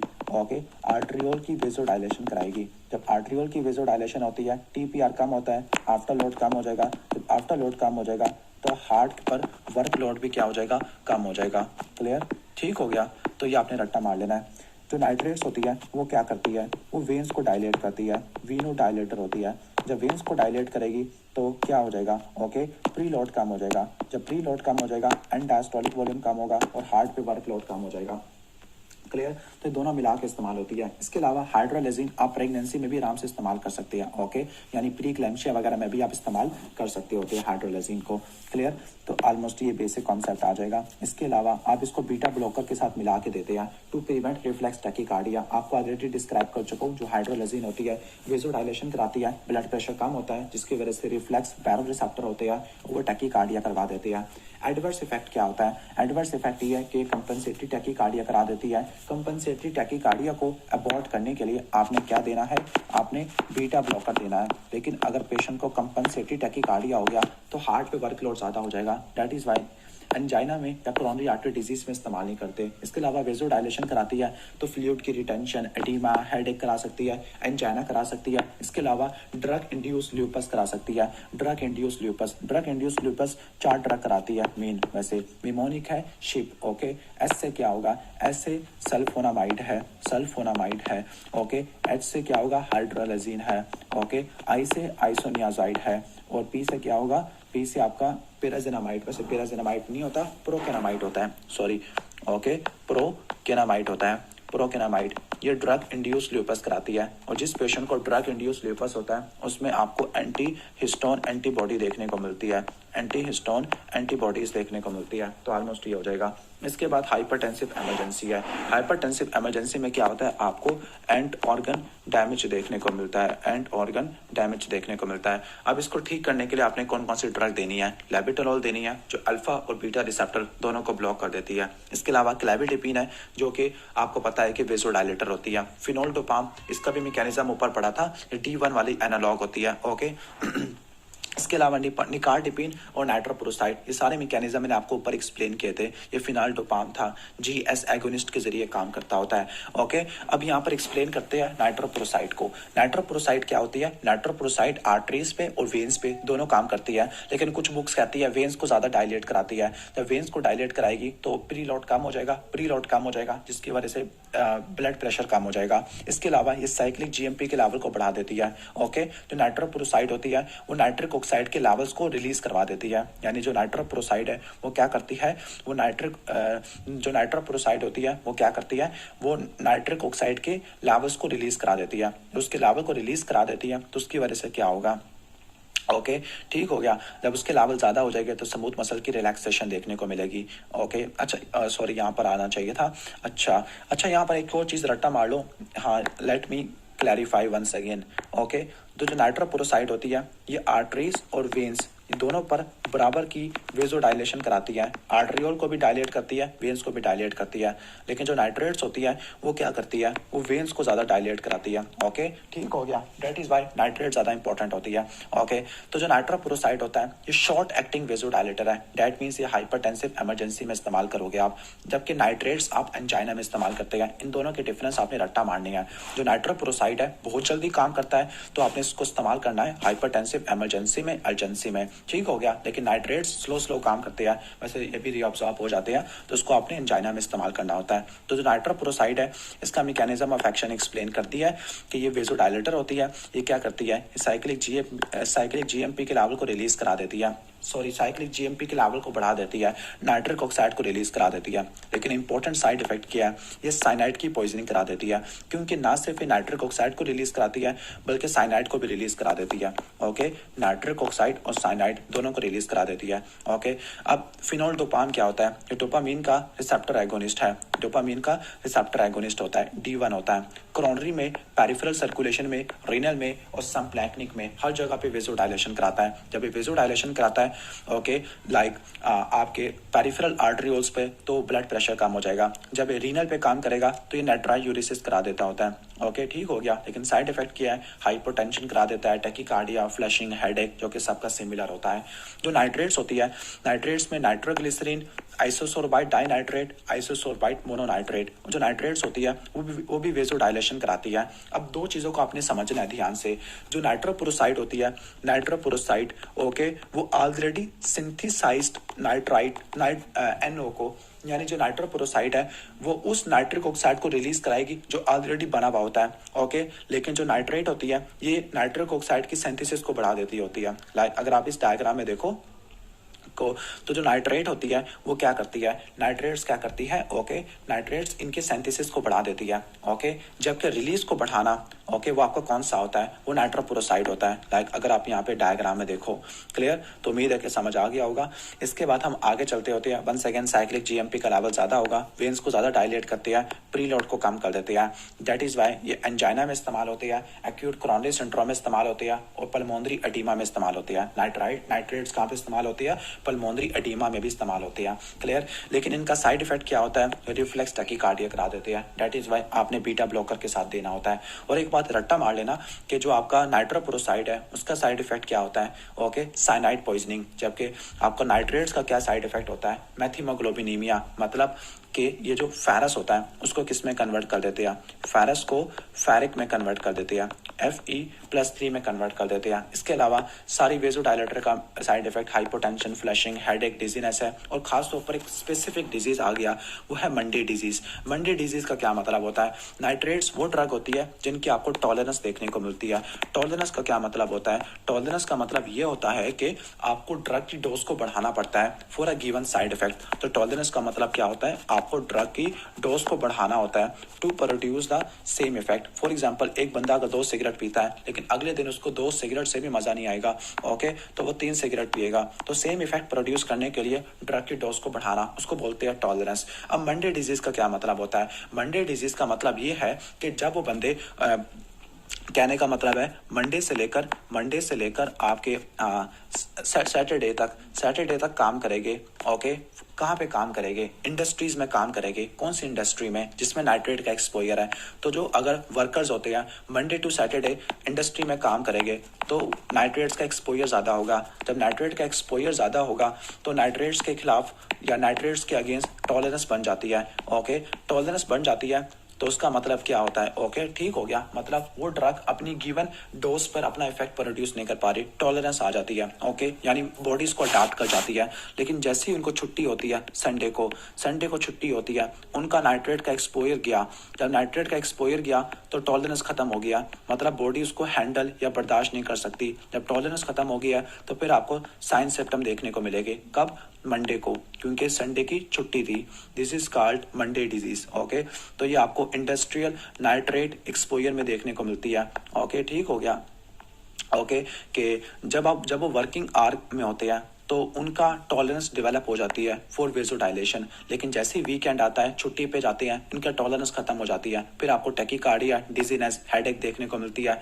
और जो नाइट्रेट्स होती है राइट वेंट्रिकुलर इन्फेक्शन में कॉन्ट्राइंडिकेटेड है। क्यों, क्योंकि राइट वेंट्रिकुलर इन्फेक्शन है तो आपकी कार्डिक आउटपुट कम हो जाती है। जब कार्डिक आउटपुट कम होती है और आपने नाइट्रेट्स दे दिए, नाइट्रेट्स क्या कराएगी, प्री लोड को कम कर देगी, ओके, ठीक हो गया, प्री लोड कम हो जाएगा, कार्डिक आउटपुट मजीद कम हो जाएगी और हार्ट मजीद फेल हो जाएगा। दैट इज वाई तो जो राइट वेंट्रिकल इन्फेक्शन होता है जो कि इंफीरियर वाल एमआई में देखने को मिलता है, इंफीरियर वाल एमआई में देखने को मिलता है। और इंफीरियर वाल एमआई राइट कोरोनरी आर्टरी की वजह से होता है। तो अगर पेशेंट को इंफीरियर वाल एमआई हो, राइट कोरोनरी आर्टरी की ओक्लूजन हो, राइट वेंट्रिकल का इन्फेक्शन हो, प्री लोड नहीं देने, क्योंकि राइट वेंट्रिकल का इन्फेक्शन प्री लोड डिपेंडेंट होता है। इसके अलावा हाइपरट्रॉफिक कार्डियोमायोपैथी, इसमें भी आपने इस्तेमाल नहीं करने, ओके, इसमें भी ये क्या होते हैं, कॉन्ट्राइंडिकेटेड होते हैं, क्योंकि वंस अगेन क्या होती है, प्री लोड कम होती है, ओके, ब्लड फ्लो और कम हो जाता है ऑब्स्ट्रक्शन की वजह से। और इसके अलावा कोई पेशेंट अगर फॉस्फोडाइस्ट्रेस 5 ले रहा है, फॉस्फोडाइस्ट्रेस 5 इनहिबिटर सिल्डेनाफिल में इस्तेमाल होते हैं, सिल्डेनाफिल में फॉस्फोडाइस्ट्रेस 5 इनहिबिटर, इसके एग्जांपल है सिल्डेनाफिल। और सिल्डेनाफिल इरेक्टाइल डिसफंक्शन में इस्तेमाल होते हैं, ओके। इसके अलावा ये इस्तेमाल होते हैं आपके पल्मोनरी हाइपरटेंशन में, इन 2 जगह पे इस्तेमाल होते हैं सिल्डेनाफिल। अगर आपने सिल्डेनाफिल और आपने ये दोनों इस्तेमाल कर लिए, सिल्डेनाफिल और नाइट्रेट्स दोनों इस्तेमाल कर ली, तो उसकी वजह से क्या होगा, उसकी वजह से जो वेजोडाइलेशन होगी, इतनी ज़्यादा वेजोडाइलेशन हो जाएगी कि बंदे को हाइपोटेंशन हो जाएगा। जो सिल्डेनाफिल होती है ये कैसे काम करती है, सिल्डेनाफिल फॉस्फोडाइस्ट्रेस 5 को इनहिबिट कर देती है। जब फॉस्फोडाइस्ट्रेस एंजाइम इनहिबिट हो जाएगा तो जो फॉस्फोडाइस्ट्रेस एंजाइम है ये क्या करता था, साइक्लिक जीएमपी को इनएक्टिवेट करता था। लेकिन जब फॉस्फोडाइस्ट्रेस एंजाइम इनहिबिट हो गया तो साइक्लिक जीएमपी का लेवल ज़्यादा होगा, जो once again light chain phosphatase को एक्टिवेट करता है और वो क्या करवा देता है, रिलैक्सेशन करा देता होता है, वेजोडाइलेशन करा देता होता है। क्लियर। तो ऑलमोस्ट ये हो जाएगा। इसके बाद हम चलते हैं एंटी एंजाइनल थेरेपी पर। ओके, एंजाइना के लिए एक निमोनिक रट्टा मार लेना एनसीपी। एंजाइना में आपने करना क्या है, एंजाइना के अंदर आपने हार्ट के ऊपर वर्कलोड को या ऑक्सीजन डिमांड को कम करना है। तो जो एंटी एंजाइनल ड्रग होती है वो हार्ट की ऑक्सीजन डिमांड को कम कर देती है, हार्ट के जो वर्कलोड है उसको क्या कर देती है, कम कर देती है, जिसकी वजह से इस्कीमिया कम से कम होगा। अब जो एंटी एंजाइनल ड्रग होती है उसका निमोनिक है एनसीबी। एन से नाइट्रेट, सी से कैल्शियम चैनल ब्लॉकर और बी से बीटा ब्लॉकर, ये इस्तेमाल होती है। तो अब एंजाइना में आपने क्या करना है, आपने ऑक्सीजन की कंजप्शन को कम कर देना है, MvO2 को कम कर देना है। ओके, मिक्स्ड वीनस ऑक्सीजन वाली। ओके, अब उसको कैसे कम करोगे, ओके आप उसको कैसे कम करोगे, आप एंड डायस्टोलिक वॉल्यूम के जरिए कम करोगे या फिर ब्लड प्रेशर, हार्ट रेट या कॉन्ट्रैक्टिलिटी को अफेक्ट करोगे। अब हम पढ़ लेते हैं। सबसे पहला है नाइट्रेट्स। नाइट्रेट्स करती क्या है, नाइट्रेट्स आपको बताया था कि नाइट्रिक ऑक्साइड के लेवल को बढ़ा देती है। नाइट्रिक ऑक्साइड क्या कराएगा, नाइट्रिक ऑक्साइड वेजोडाइलेशन कराएगा। जब वेजोडाइलेशन कराएगा तो क्या होगा, ओके प्रीलोड कम हो जाएगा। ओके, ठीक हो गया। ओके, जब आपका वेजोडाइलेशन के बजाय मुझे लिखना चाहिए था यहाँ पर वीनोडाइलेशन। ओके, ठीक हो गया। नाइट्रेट्स क्या करवाते हैं, वीनोडाइलेशन कराते हैं। जब वीनोडाइलेशन कराएंगे तो क्या होगा, वीनस रिटर्न कम हो जाएगा। जब वीनस रिटर्न कम हो जाएगा तो एंड डायस्टोलिक वॉल्यूम कम हो जाएगा। जब एंड डायस्टोलिक वॉल्यूम कम हो जाएगा, क्लियर, तो आगे कॉन्ट्रैक्टिलिटी कम हो जाएगी, ब्लड प्रेशर वगैरह भी कम हो जाएगा। बाकी ब्लड प्रेशर वेजोडाइलेशन की वजह से भी आपको देखने को मिल सकता है। तो जो ब्लड प्रेशर कम हो रहा है वो वेजोडाइलेशन की वजह से हो सकता है। ओके, ठीक हो गया। और इस कहने का मतलब है कि जब ब्लड प्रेशर कम होता है तो फिर क्या होगा, सिंपैथेटिक नर्वस सिस्टम स्टिमुलेट होगा। यानी जब वेजोडाइलेशन होता है, ब्लड प्रेशर कम होता है तो आपका बैरोरिसेप्टर स्टिमुलेट होते हैं, वो सिंपैथेटिक नर्वस सिस्टम की एक्टिविटी को बढ़ा देते हैं, जिसकी वजह से क्या होगा, हार्ट रेट और कॉन्ट्रैक्टिलिटी दोनों बढ़ जाती है। ओके, इसके बाद आपका इजेक्शन टाइम क्या हो जाएगा, ओके इस केस में आपका इजेक्शन टाइम रिलेटिवली क्या हो जाएगा आपका, ओके कम हो जाएगा। ओके, क्यों, कॉन्ट्रैक्टिलिटी बढ़ रही है तो हार्ट कम टाइम में ज़्यादा मतलब कम टाइम में इजेक्ट करेगा, जल्दी जल्दी इजेक्ट करेगा। और आपका MvO2 क्या हो जाएगा, MvO2 क्या है, mixed Venus oxygen saturation. Okay, यानी जो हार्ट में जो हार्ट की जो वीनस ब्लड है उसमें ऑक्सीजन सैचुरेशन क्या होना शुरू हो जाएगी, कम आपको देखने को मिलेगी। क्लियर, ठीक हो गया। तो जो MvO2 होती है ये क्या इंडिकेट करती है, हार्ट की ऑक्सीजन कंजप्शन को। ओके, ठीक हो गया, हार्ट की ऑक्सीजन कंजप्शन को इंडिकेट करती होती है mixed Venus oxygen saturation. Okay, तो आपने MvO2 को इनहिबिट करना होता है। ओके, ऑलमोस्ट ये हो जाएगा। इसके बाद हम नेक्स्ट चलते हैं बीटा ब्लॉकर पर। जो बीटा ब्लॉकर होती है, ओके बीटा ब्लॉकर का एंड डायस्टोलिक वॉल्यूम पर यानी प्री लोड पे इतना खास इफेक्ट नहीं होता, या बढ़ा भी सकती है लेकिन यूजुअली कोई इफेक्ट नहीं होता। बीटा ब्लॉकर कॉन्ट्रैक्टिलिटी को कम करती है, हार्ट रेट को कम करती है, जिसकी वजह से ब्लड प्रेशर कम होता है। जब हार्ट कॉन्ट्रैक्टिलिटी कम होती है, इंजेक्शन टाइम बढ़ जाता है। और 1 सेकेंड क्या होगा, ओके जब हार्ट रिलैक्स कर रहा है तो इसका ऑक्सीजन कंजप्शन कम हो जाती है। क्लियर, इसके बाद नाइट्रेट्स और बीटा ब्लॉकर, इसको आप मिला के दे दो। ओके, जो कैल्शियम चैनल ब्लॉकर है उनका इफेक्ट बिल्कुल ऐसे ही है बीटा ब्लॉकर वाला। अगर आप नाइट्रेट्स और बीटा ब्लॉकर मिला के दोगे तो आपका क्या होगा, and diastolic volume no effect या फिर कम हो जाएगा। ओके, ठीक हो गया, ऑलमोस्ट ये हो जाएगा। अच्छा, यहाँ पे ना जब आप बीटा ब्लॉकर इस्तेमाल करोगे हार्ट कॉन्ट्रैक्ट नहीं करेगा, रिलैक्स करेगा, जिसकी वजह से एंड डायस्टोलिक वॉल्यूम बढ़ जाएगा। मतलब हार्ट कॉन्ट्रैक्ट नहीं कर पा रहा तो सारा जो वॉल्यूम है हार्ट में रिटेन रहना शुरू कर देगा। लेकिन जब आप दोनों मिला के दोगे तो आपका एंड डायस्टोलिक वॉल्यूम कम हो जाएगा या कोई इफेक्ट नहीं पड़ेगा। इसके बाद ब्लड प्रेशर कम हो जाएगा जब आप दोनों को मिलाओगे। जब आप नाइट्रेट्स और बीटा ब्लॉकर दोनों मिला के इस्तेमाल कर रहे हो, ओके ठीक हो गया, नाइट्रेट्स कॉन्ट्रैक्टिलिटी को बढ़ा रहे हैं, बीटा ब्लॉकर कम कर रहे हैं, तो ये दोनों इफेक्ट नलीफाई हो जाएंगे। ओके, इजेक्शन टाइम भी नलीफाई हो जाएगा। ओके, और जो ऑक्सीजन कंजप्शन है हार्ट की वो और ज्यादा कम हो जाएगी।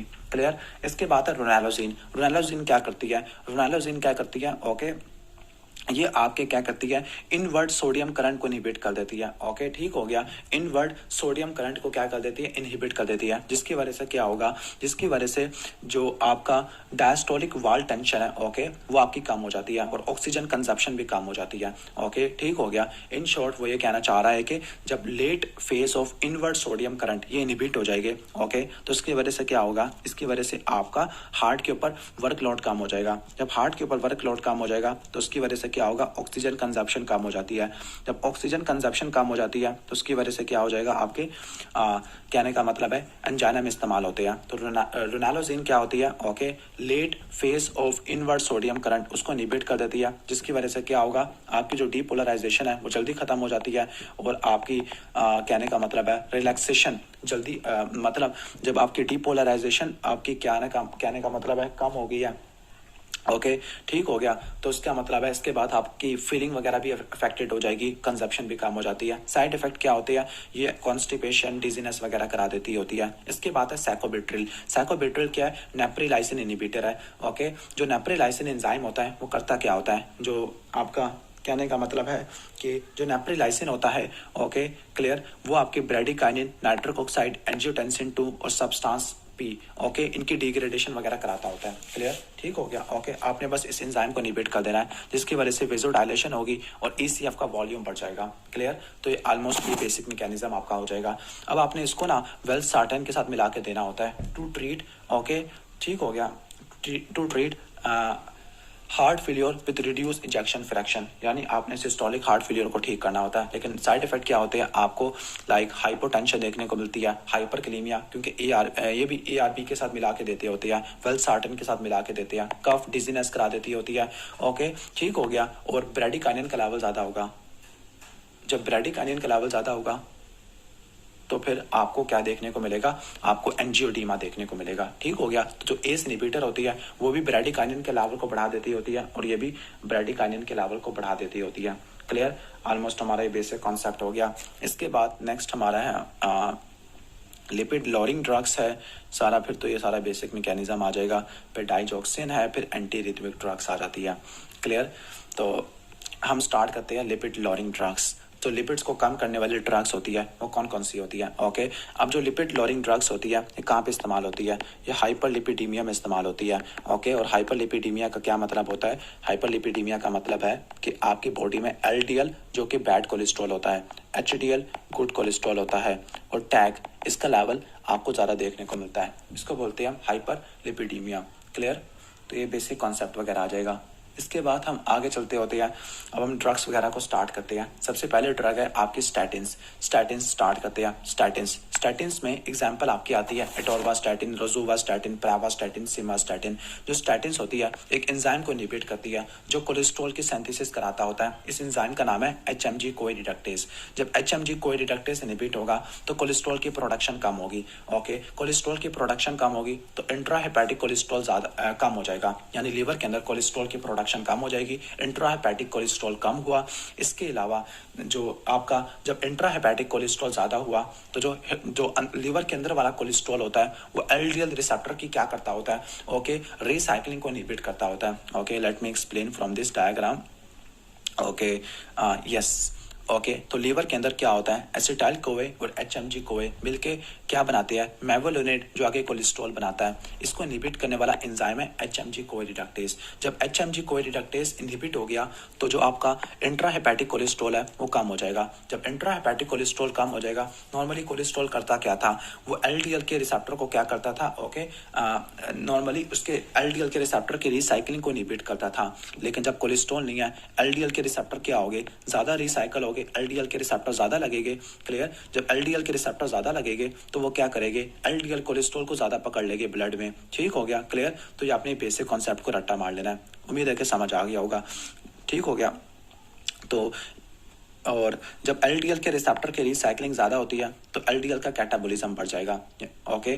दैट इज़ वाई ये कोरोनरी आर्टरी डिजीज में आप देते हो टू रिड्यूस मोर्टेलिटी, ताकि एथेरोस्क्लेरोसिस, हाइपरकोलेस्टेरोलेमिया कम से कम हो।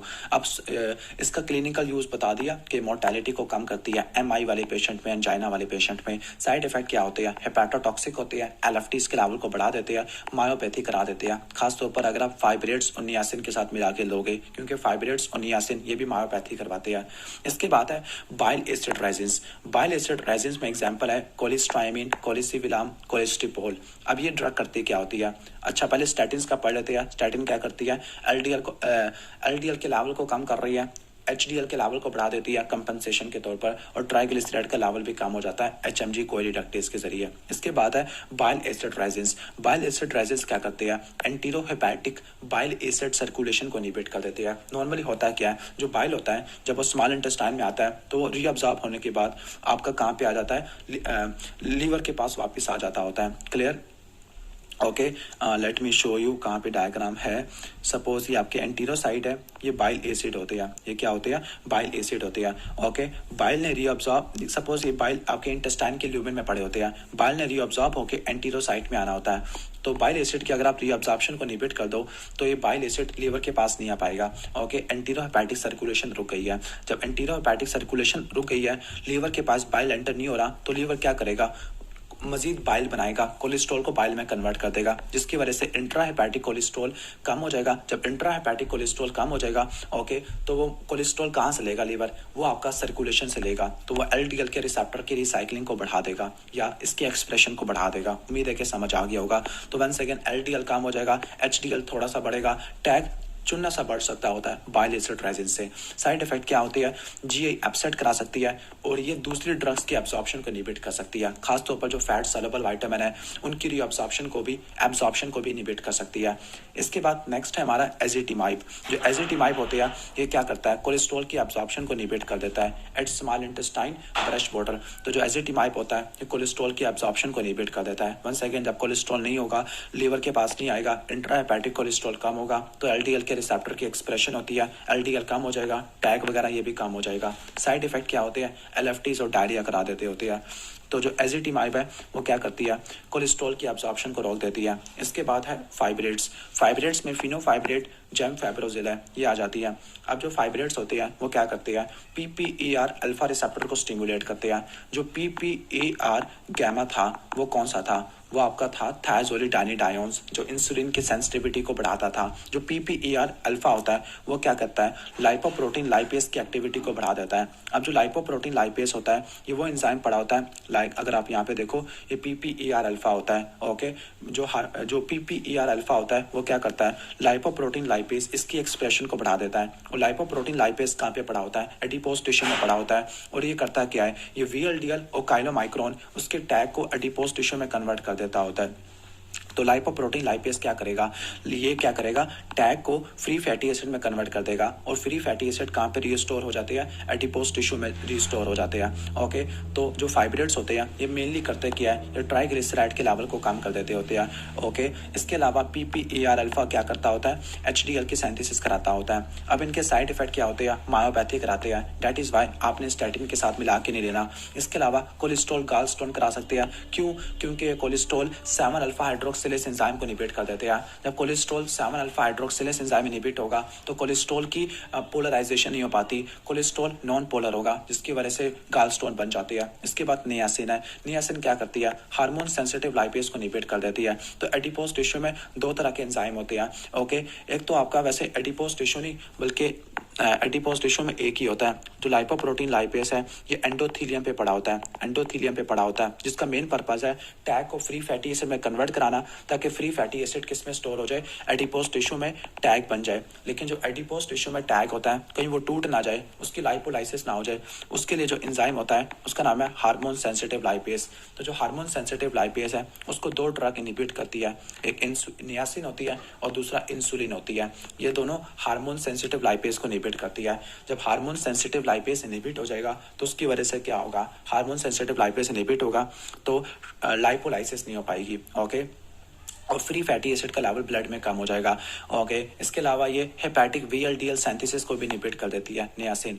VLDL की सिंथेसिस कम से कम होगी तो LDL की प्रोडक्शन कम होती है, HDL का लेवल भी ज़्यादा हो जाएगा।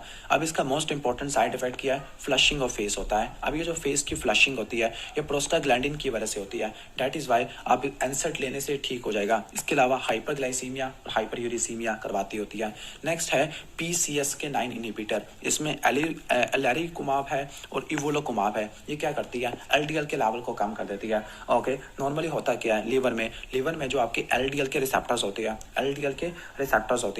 एलडीएल के रिसेप्टर्स होते हैं उनकी डीग्रेडेशन होती है। उनकी डीग्रेडेशन को इनहिबिट करने के लिए हम क्या इस्तेमाल करेंगे, पीसीएस के इनहिबिटर लाइक एलिरिकुमाब, इवोलोकुमाब। ठीक हो गया। ओके, तो ये एलडीएल की डीग्रेडेशन को इनहिबिट कर देती है, जिसकी वजह से एलडीएल रिसेप्टर क्या करेंगे, ब्लड में से एलडीएल को ज़्यादा निकालेंगे। लेकिन साइड इफेक्ट क्या होते हैं, माइल्जिया, डिमेंशिया, डिलीरियम हो सकता है। लास्ट में आपके फिश ऑयल और मैरीन ओमेगा 3 फैटी एसिड है, ये क्या करते हैं, ये आपके एलडीएल को और एचडीएल को दोनों को बढ़ा देते हैं, लेकिन टैग को कम कर देते हैं। मेनली करते क्या है, ये ना फ्री फैटी एसिड की डिलीवरी को इनहिबिट कर देते हैं। लीवर के पास फ्री फैटी एसिड की डिलीवरी को इनहिबिट कर देते हैं और ट्राइग्लिसराइड की सिंथेसिस को इनहिबिट कर देते हैं। दैट इज वाई कि ये सिर्फ टैग को कम करने के लिए इस्तेमाल होती है। और इनके साइड इफेक्ट क्या है, नोजिया, फिश लाइक टेस्ट है। लेट्स समराइज, अगर आपने सबसे ज़्यादा एलडीएल को कम करना है, तो कौन से ड्रग आपने इस्तेमाल करनी है, स्टैटिन इस्तेमाल करनी है और PCSK9 इनहिबिटर इस्तेमाल करने हैं। अगर आपने सबसे ज़्यादा HDL बढ़ाना है, सबसे ज़्यादा जो HDL होता है वो नियासिन से बढ़ता है। और अगर आपने सबसे ज़्यादा टैग को कम करना है, ओके, वो कौन सी ड्रग होती है, वो आपकी होती है लाइक फाइब्रेट्स वगैरह आ जाती है।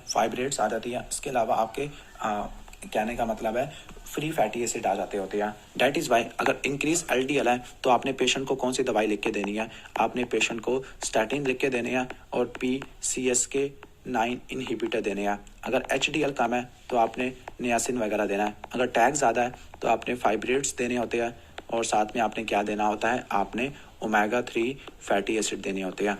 क्लियर। तो ये बेसिक मैकेनिज्म आ गया इसका। नेक्स्ट हम आगे चलते होते हैं। ओके, नेक्स्ट है हमारा डाइजॉक्सिन। तो डाइजॉक्सिन का ऑलरेडी एक्सप्लेन कर चुका था। डाइजॉक्सिन करती क्या है, digoxin sodium potassium ATPase pump को इनहिबिट कर देती है। जब sodium potassium ATPase pump inhibit होगा तो इंट्रासेलुलर सोडियम ज़्यादा होगा, यानी सोडियम सेल के बाहर नहीं जा पाएगा। जब सोडियम सेल के बाहर नहीं जा पाएगा तो सोडियम कैल्शियम एक्सचेंजर काम नहीं करेगा, जो कि सोडियम को सेल के अंदर लाता था और कैल्शियम को बाहर भेजता था। इन शॉर्ट इंट्रासेलुलर कैल्शियम ज़्यादा हो जाएगा। जब इंट्रासेलुलर कैल्शियम ज़्यादा होगा तो वो क्या करवा देगा, कॉन्ट्रैक्शन करा देता होता है कि कैल्शियम अंदर रिलीज होगा, सार्कोप्लाज्म में से कैल्शियम को रिलीज करवाएगा, कैल्शियम ट्रोपोनिन सी से बाइंड करेगा, कार्डिक कॉन्ट्रैक्शन कराती होती है। इसके अलावा जो डाइजॉक्सिन होता है वो वेगस नर्व को भी स्टिमुलेट करता है।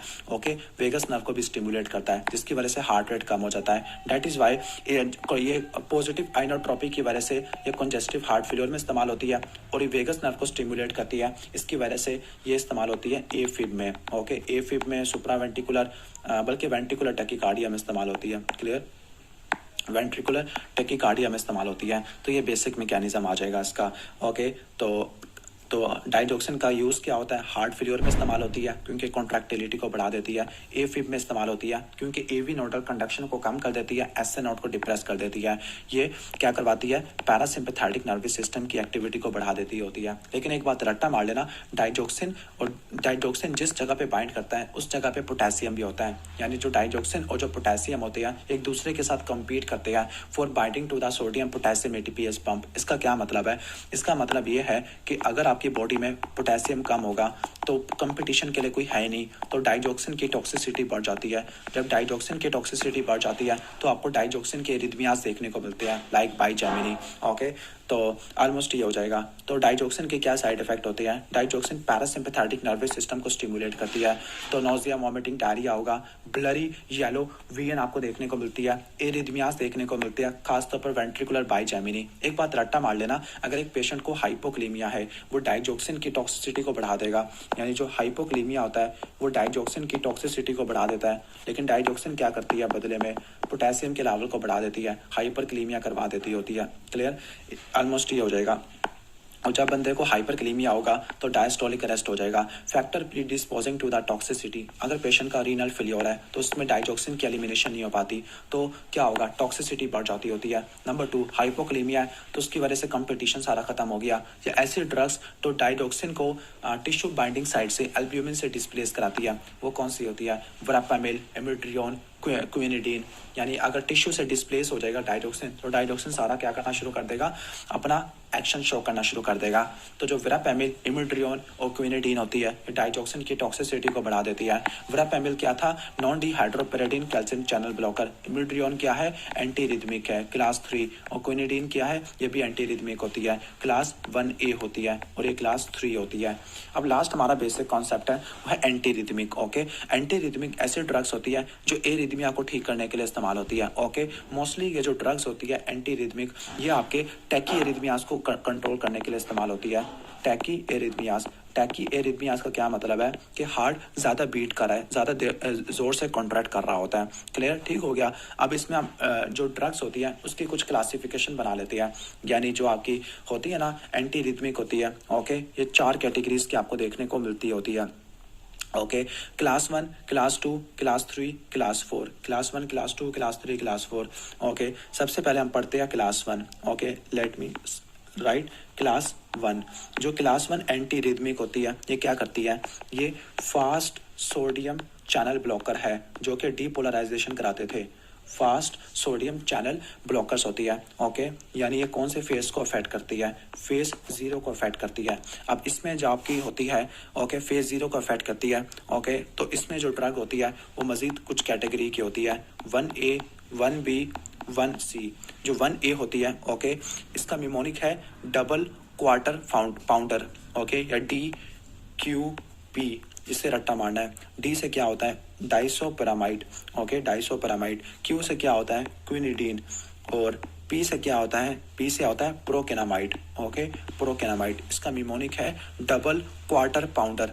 ओके, जो क्लास 1 भी होती है, इसमें ड्रग कौन सी है? इसमें आपकी लाइडोकेन आती है, लाइडोकेन आती है, मैक्सिलिटीन आती है, लाइडोकेन मैक्सिलिटीन आ जाती है। क्लास 1C है, इसमें फ्लेसिनाइड आती है और प्रोपाफिनोन आती है।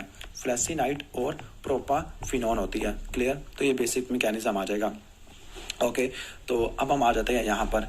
जो क्लास 1 ड्रग्स होती है, क्लास 1 ड्रग्स क्या करती है? क्लास 1 जो ड्रग्स होती है ज़्यादातर वो क्या होती है? लोकल एनेस्थेटिक होती है। क्या होती है? ये लोकल एनेस्थेटिक होती है, यानी ये नर्व्स में भी और कार्डिक में भी सोडियम चैनल को ब्लॉक कर देती है। जब सोडियम चैनल ब्लॉक हो जाएगी तो जो एक्शन पोटेंशियल आपका वो स्लो हो जाएगा। तो ये ड्रग्स क्या करती है? ये एक्शन पोटेंशियल को स्लो कर देती है। ओके, ठीक हो गया। कार्डिक मायोसाइट में एक्शन पोटेंशियल सोडियम चैनल को ब्लॉक कर देती होती है। जब सोडियम चैनल ब्लॉक हो जाएगी, खासतौर पर डीपोलराइज सेल्स में, यानी जो सेल डीपोलराइज हुई पड़े हैं उनमें सोडियम चैनल को ब्लॉक कर देती है।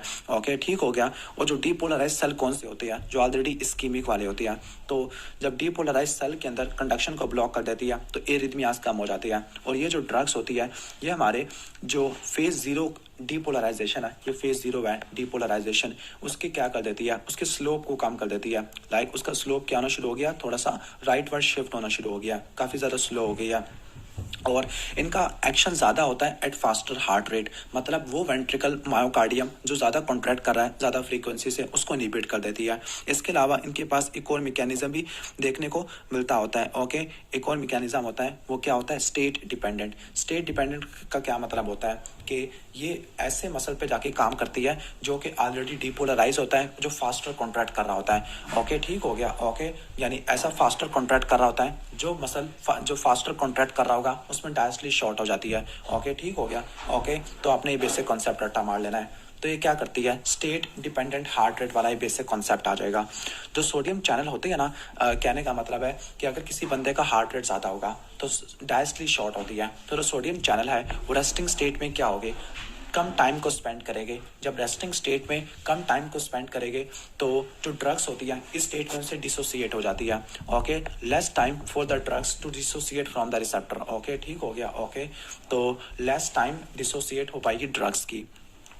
तो ऑलमोस्ट ये है। बस इसको मैं समराइज कर देता हूँ इजी करके। तो अगर क्या होगा, अगर कोई मसल फाइबर ज़्यादा ज़ोर से कॉन्ट्रैक्ट करेगा, ज़्यादा फ्रीक्वेंसी से कॉन्ट्रैक्ट करेगा तो उसका डायरेक्टली शॉर्ट होगा, मतलब सोडियम चैनल रेस्टिंग में कम जाएंगे। जब रेस्टिंग में कम जाएंगे, जब सोडियम चैनल रेस्ट करते हैं तो ये ड्रग्स डिसोसिएट होती हैं। लेकिन ऐसे फाइबर जो ज़्यादा फ्रीक्वेंसी से कॉन्ट्रैक्ट कर रहे हैं तो जो ड्रग होती है वो डिसोसिएट नहीं हो पाती होती। ओके, ठीक हो गया। अब ये जो इफेक्ट होता है state dependent increase heart rate के, इंक्रीज हार्ट रेट वाले पे काम करती है, ये 1C वालों पे ज़्यादा देखने को मिलता है ड्यू टू रिलेटिव बाइंडिंग। अब हम स्टार्ट करते हैं क्लास 1A। जो क्लास 1A होती है, ओके, क्विनिडीन प्रोकेनामाइड डाइसोपरामाइड है, ये आ जाती होती है। जो क्लास 1A है ये क्या करती होती है, ये आपकी एक्शन पोटेंशियल को प्रोलॉन्ग कर देती है, एक्शन पोटेंशियल की ड्यूरेशन को प्रोलॉन्ग कर देती है। इसके अलावा रिफ्रैक्टरी पीरियड को, इफेक्टिव रिफ्रैक्टरी पीरियड को भी बढ़ा देती है। रिफ्रैक्टरी पीरियड वो पीरियड है जिसमें अगर नेक्स्ट इम्पल्स आती है उसको एक्साइट नहीं कर पाती होती। और इसके अलावा जो टोटल इंटरवल है आपका, ओके, पूरा हार्ट के एक्शन पोटेंशियल का, वेंट्रिकल के एक्शन पोटेंशियल का, उसको बोलते हैं क्यूटी इंटरवल।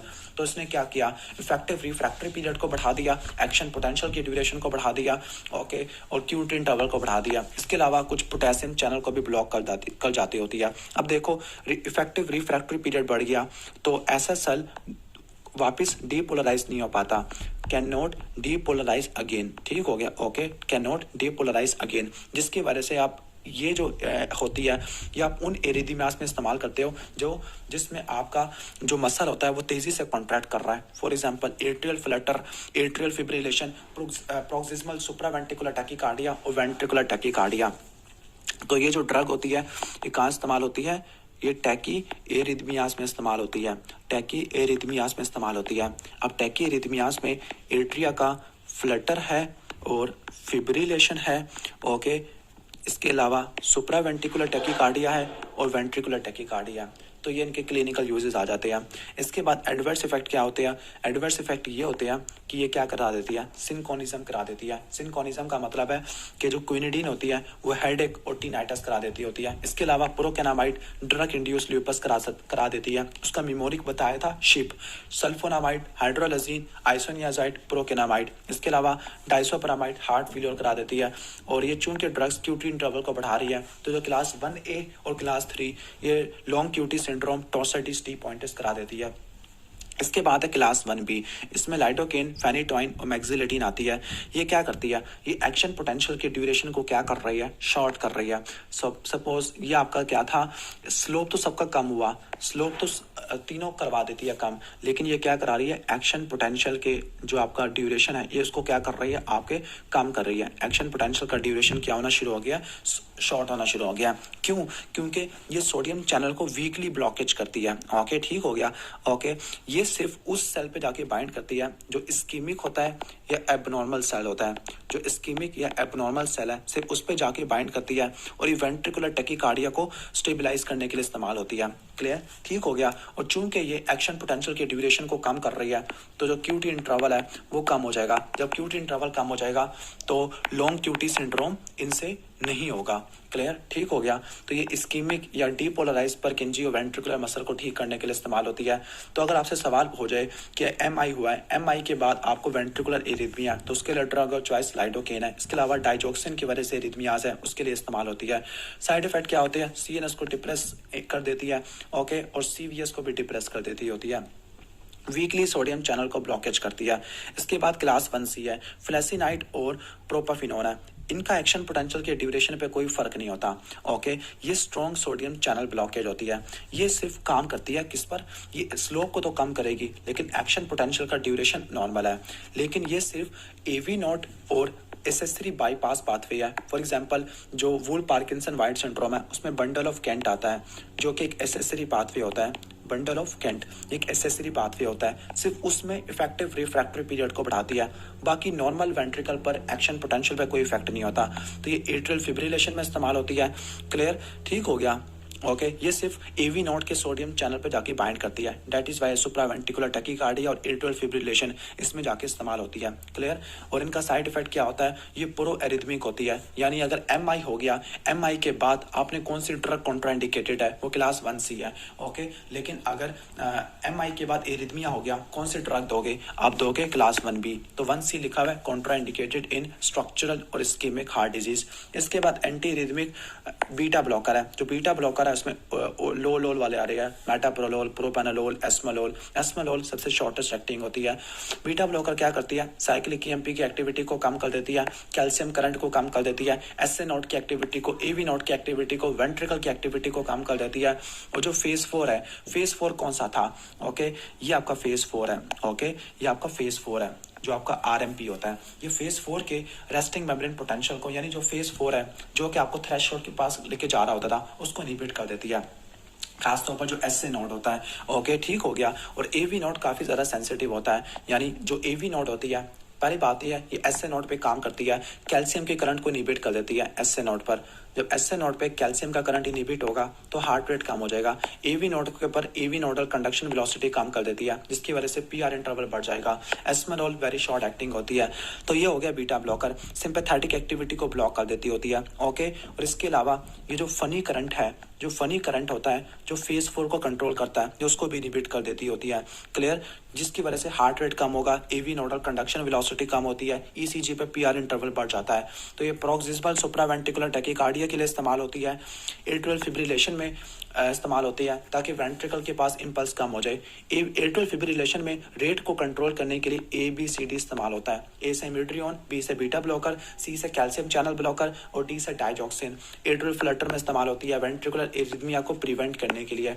तो अब 3 MCQ आ गया, उसको ध्यान से सुनना, ओके। एक पेशेंट को MI है, MI के बाद आपने एरिथमिया को प्रिवेंट करना है, तो ड्रग और चॉइस कौन सी है? Class 2 beta blocker. MI के बाद एरिथमिया हो गया, उसके ठीक करना है, तो ठीक करने के लिए ड्रग कौन सी है? क्लास 1B लिडोकेन है। और MI हो चुका है, MI के बाद कौन सी ड्रग कॉन्ट्राइंडिकेटेड है? वह है क्लास 1C, क्लियर। तो ये आपने पढ़ लेने हैं। अब बीटा ब्लॉकर के क्या साइड इफेक्ट होते हैं? बीटा ब्लॉकर इंपॉर्टेंस करवाते हैं क्योंकि जो सिंपैथेटिक नर्वस सिस्टम है वो इजैकुलेशन कराता होता है। बीटा ब्लॉकर COPD को एक्सरबेट कर देते हैं, ब्रोंको कंस्ट्रिक्शन करा देते हैं, एस्थमा को बढ़ा देते हैं, bradycardia, AV block, heart failure करा देते हैं, CNS पे सीडेशन, स्लीप अल्टरेशन करा देते हैं, हाइपोग्लाइसीमिया के सिम्पटम को मास्क कर देते हैं, मेटाप्रोलोल डिसलिपिडीमिया करवा देता है, ओके। प्रोपेनालोल ये वेजोस्पाज्म करा देता है वेजोस्पास्टिक एंजाइना में। मैंने बताया था वेजोस्पास्टिक एंजाइना में बीटा ब्लॉकर कॉन्ट्राइंडिकेटेड होती है क्योंकि बीटा रिसेप्टर वेजोडाइलेशन कराते हैं। जो beta blocker except non selective वाली, वो अनअपोज्ड अल्फा रिसेप्टर को स्टिमुलेट करवाती है फियोक्रोमोसाइटोमा में। यानी अगर किसी को फियोक्रोमोसाइटोमा वाला पेशेंट है, उसमें आपने पहले अल्फा ब्लॉकर देनी है, फिर बाद में बीटा ब्लॉकर देनी होती है, क्लियर। लेकिन अगर आपने बीटा ब्लॉकर पहले इस्तेमाल कर ली तो अल्फा रिसेप्टर अनअपोज्ड हो जाएंगे और वो ज़्यादा स्टिमुलेट हो जाएंगे। और कोकेन की टॉक्सिसिटी में भी ऐसा ही होता है, ओके। अगर किसी पेशेंट को बीटा ब्लॉकर ओवरडोज हो गया तो उसको कैसे ठीक करोगे? आप उसको ठीक करोगे सेलाइन से, एट्रोपिन से, ग्लूकागोन से। मेनली ड्रग होती है ग्लूकागोन, क्लियर। इसके बाद एंटी रिदमिक क्लास 3 है, इसमें आपकी आती है मिमोनिक है, एड्स, इमिड्राइड, इमिड्रियोन, इबिटुलाइट, डोफिटुलाइट, सोटालोल, ओके, क्लियर। जो क्लास 3 वाली होती है ये क्या करती है? पोटेशियम चैनल को इनहिबिट कर देती है। जब पोटेशियम चैनल इनहिबिट होगा, रिपोलराइजेशन प्रोलॉन्ग हो जाती है, एक्शन पोटेंशियल का ड्यूरेशन बढ़ जाता है, इफेक्टिव रिफ्रैक्टरी पीरियड बढ़ जाता है, क्यूटी इंटरवल बढ़ जाता है। सेम वो वाले इफेक्ट जो क्लास 1A करवा रही थी, वो सोडियम चैनल को ब्लॉक कर रही थी, ये पोटेशियम चैनल को ब्लॉक कर रही है। दैट इज वाई इनके साइड इफेक्ट क्या होंगे? लॉन्ग क्यूटी सिंड्रोम, टॉर्साइटिस, पॉइंटिस वगैरह करा देंगे। क्लिनिकल यूजेस भी सेम है almost. Atrial fibrillation, Flutter, ventricular tachycardia में इस्तेमाल होती है, लाइक इमिड्रियोन, सोटालोल है। सोटालोल क्या करवाती है? टॉर्साइटिस, पॉइंटिस करवाती है क्योंकि उसके पास बीटा ब्लॉकर एक्शन भी होता है थोड़ा सा। इबिटुलाइट टॉर्साइटिस, पॉइंटिस कराती है।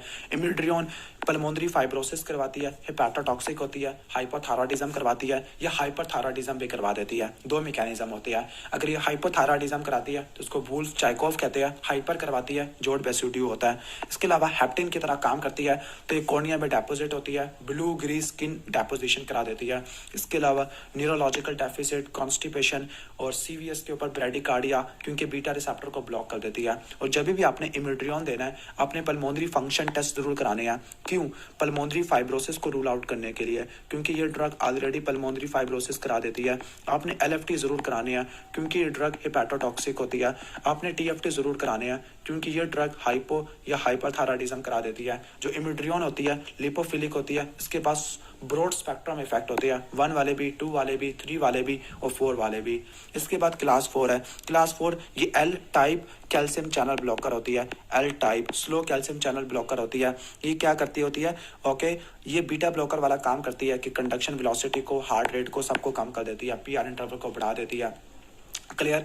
तो ये मेनली आप किस में इस्तेमाल करते हैं, calcium channel blocker. One second, atrial fibrillation में इस्तेमाल करते हैं। एट्रियल फिब्रिलेशन में रट्टा मार लो, ABCD है। Amiodarone, beta blocker, calcium channel blocker, digoxin है। और चूंकि कैल्शियम चैनल ब्लॉकर है, वेरापेमिल, डिल्टियाजिब, तो कॉन्स्टिपेशन, फ्लशिंग, डायरिया, CVS को डिप्रेस कर देती होती है। तो ऑलमोस्ट ये हो जाएगा हमारा। इसके बाद अदर एंटी रिथमिक है, उसमें एडिनोसिन होती है। एडिनोसिन, ओके, ठीक हो गया। नॉर्मली होता क्या है, नॉर्मली होता है क्या, अगर पोटेशियम सेल के बाहर चला जाए, ज्यादा पोटेशियम सेल से बाहर निकल जाए, तो सेल की हाइपरपोलराइजेशन हो जाती है। और हाइपरपोलराइजेशन हो जाएगी तो जो कैल्शियम करंट होगा वो मजीद कम हो जाएगा, और जिसकी वजह से एक्साइटेबिलिटी कम हो जाती है। AV नोड की कंडक्शन वेलोसिटी कम हो जाती है। तो जो आपकी एडिनोसिन होती है वो करती क्या है, वो आपके AV नोड को स्टन कर देती है। AV नोड को स्टन कर देती है, AV नोड को ब्लॉक कर देती है, ओके। लेकिन ये थोड़ी देर के लिए काम करती है, AV ब्लॉक को पूरा बंद कर देती है। यानी ये 3rd डिग्री हार्ट ब्लॉक करा देती है, 3rd डिग्री हार्ट ब्लॉक कराती है, लेकिन ये सिर्फ थोड़ी देर के लिए इस्तेमाल होती है, ओके। तो वो तमाम एरिथमिया, एक बात रट्टा मार लेना, ये आपका SA नोड है, ये आपका AV नोड है, और ये आपका वेंट्रिकल है, ओके। वो तमाम एरिथमिया जो कि AV नोड के जरिए आपके री एंटर होते हैं, लाइक AV नोडल री एंट्रेंट टैकीकार्डिया, सुप्रावेंट्रिकुलर टैकीकार्डिया, उस केस में इस्तेमाल होती है। अब ये करती क्या है, जो एडिनोसिन होती है ये अपने एडिनोसिन रिसेप्टर पर जाके बाइंड करती है, जो कि क्या करता होता है, ओके। ये GI इनहिबिटरी G प्रोटीन से कपल्ड होता है। जब ये GI एक्टिवेट होता है, ये पोटेशियम को सेल के बाहर भेज देगा। जब पोटेशियम सेल के बाहर चला जाएगा, हाइपरपोलराइजेशन होती है, ओके, ठीक हो गया।